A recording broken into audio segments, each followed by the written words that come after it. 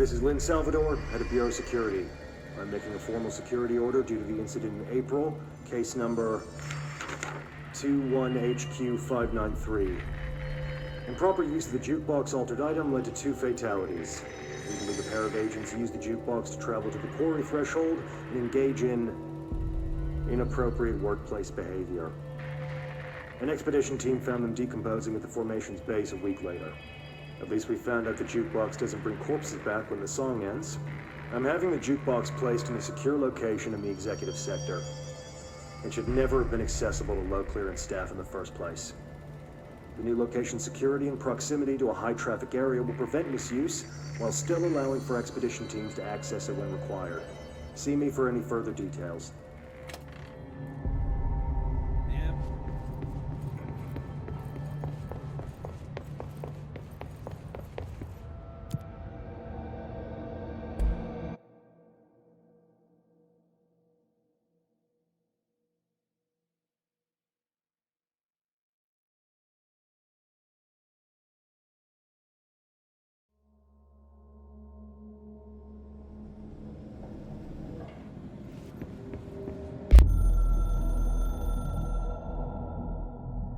The containment sector, the Panopticon, is home to the altered items we find and contain.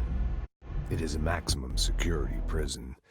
It's a vault for the most valuable treasures on Earth.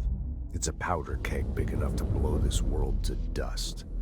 A temple, a place of worship filled with idols of angry gods. It's all of these, and none of them. It's something more profound, unbelievable, unknowable, something worse. Altered items. We've found many. They appear mundane, but nothing could be further from the truth. They are all powerful, dangerous. They press heavy on our minds because that's their nature. They've been altered because we can't stop thinking about them. We put them on altars because they're used to being worshipped. This keeps them calm. We contain them, but they don't want to be controlled. We study them to discover what makes them tick. If this place were ever reached, it would be chaos of biblical proportions.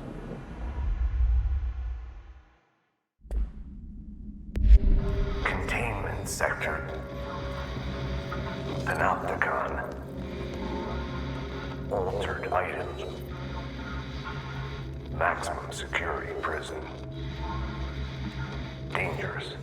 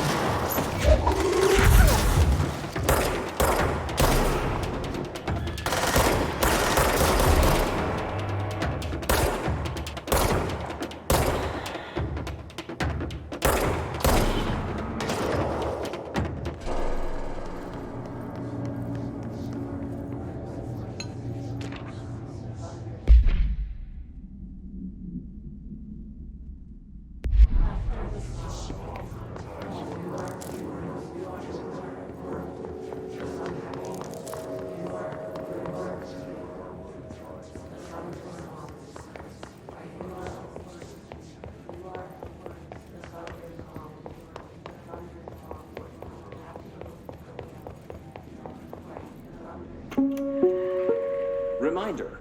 This week, any documents that suddenly appear pink, light red, or any shade in between must be incinerated immediately.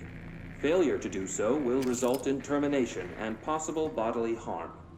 Thank you for your attention.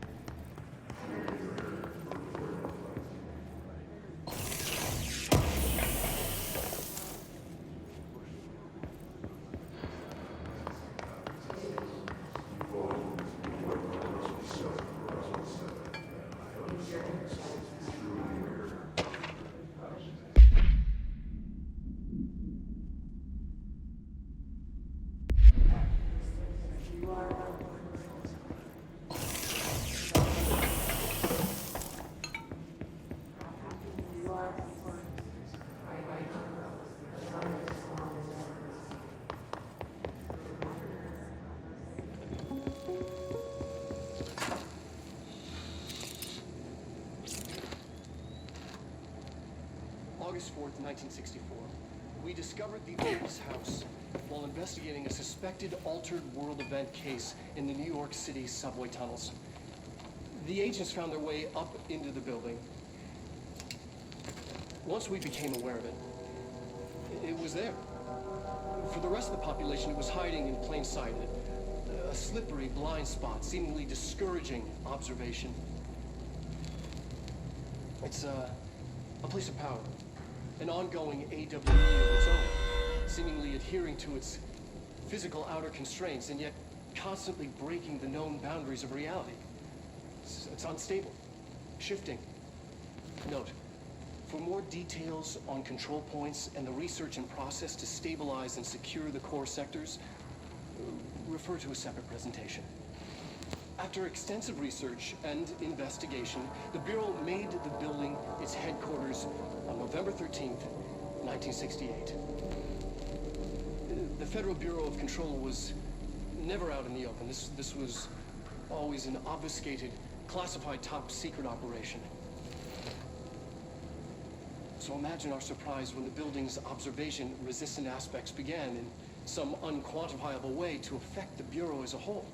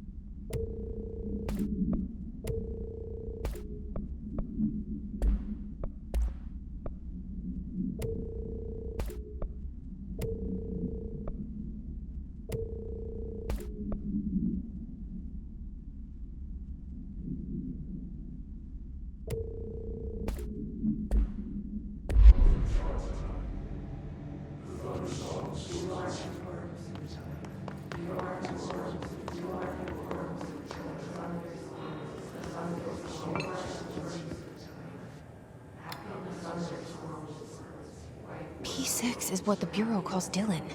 His cell's been breached. Has the Hiss found him? Are you there with him? Can you protect him?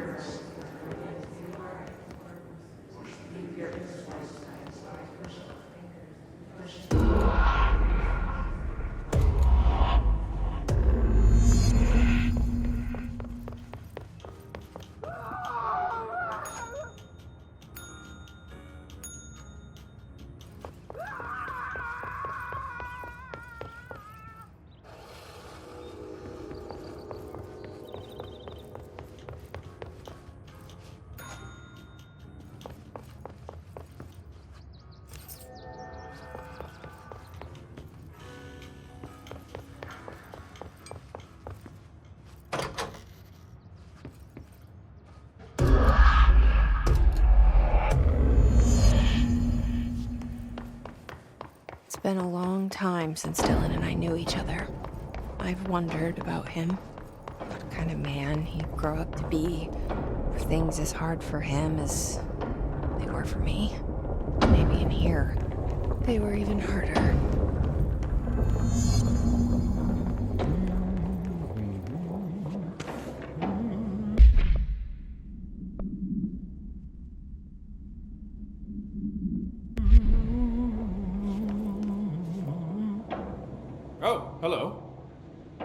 Is there something I can help you with? I'm Jessie, the new director. I need to get inside. New director? Right. Well, okay. Hello, I'm Frederick Langston, the Panopticon supervisor. It's not the best time for a tour. We have hiss everywhere, numerous cell breaches, and system failures across the board, but you're the director, so here we go. Founded by Zachariah Trench, the Panopticon is our state-of-the-art repository for all altered items. I don't have time for objects this. of power, and... I was told Dylan Faden was kept here. Can you help me find him? Faden? Sure. Darling wanted him somewhere secure and isolated away from people. He's in the maximum security cells, upper level. But there's currently a pressing matter, ma'am. We've got an object of power loose in there. It's wrecking the place. The Benikoff TV, it's a real doozy. Salvador took a team in to handle it, but no one's heard from them for hours. This is a Category 5 OOP we're talking about, and if we don't contain it soon, it will tear the Panopticon apart. And we don't want all those altered items getting loose, ma'am. No, trust me. Dylan's in there. Open the door, Langston. I'll handle it. If you say so. I usually tell first-timers not to touch anything, so, just do that. Here, I'll get the door for you. And please, ma'am, call me Fred. Thanks, Langston.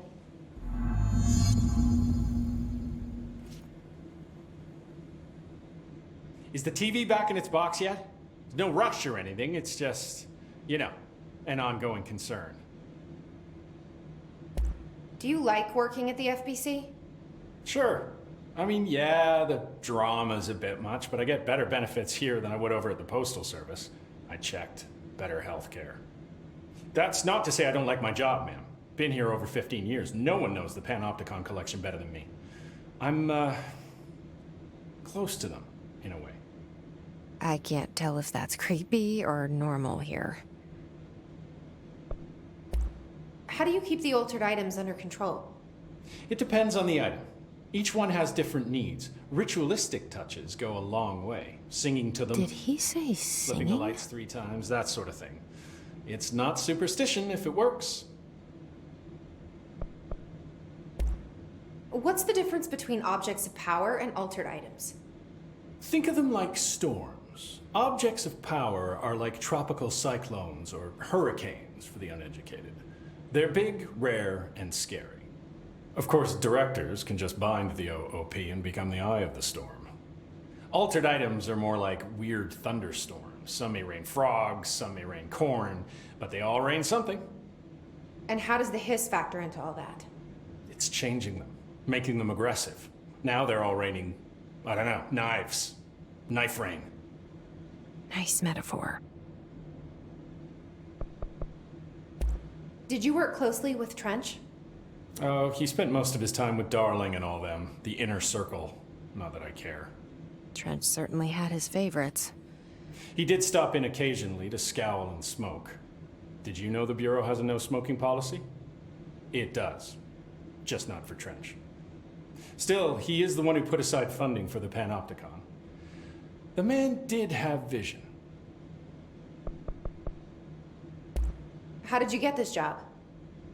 Started as a junior agent because my uncle knew a guy. From there I got put on a desk until an accident left the containment sector severely understaffed. At which point I got bumped up to management. Put in a steady 8 hours a day for another 10 years and voila, supervisor. I just picked up a gun. Or a gun picked me. I'll see you later, Langston. I'll be here, like always.